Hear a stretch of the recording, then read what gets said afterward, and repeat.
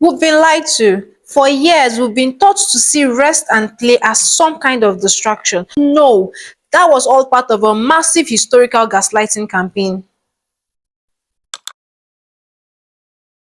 So, I'm learning the ways of the essentialists through Greg McKeown's book on essentialism, and I actually find out that the word school comes from the Greek word schole. Do you know what schole means? It means leisure, which brings me to one of the greatest examples of leisure I have ever found. Let me tell you a story. In the late 1940s, a brilliant physicist in the US was completely trapped. He was working on some of the most complex equations in existence, and the pressure had finally broken him. He was burnt out, staring at his desk until his eyes burned, realizing that the harder he pushed, the farther the answers drifted away.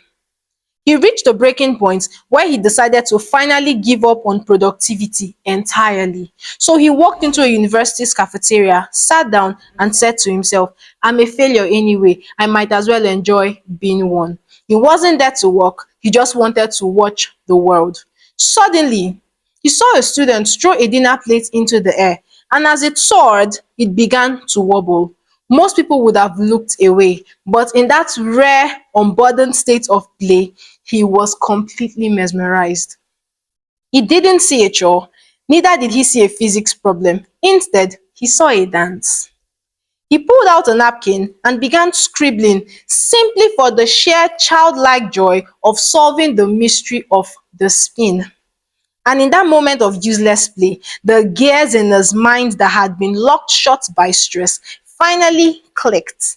The math he doodled to understand the spinning plate turned out to be the exact key to the monumental impossible theories that had been haunting him for months. He hadn't found his breakthrough by grinding at his desk. Instead, he found it the moment he simply stopped trying and allowed himself to relax. That physicist was no other person than Richard Feynman.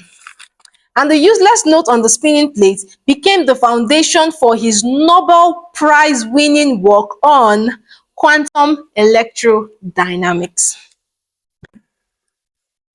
You cannot solve a problem with the same exhausted mind that created it.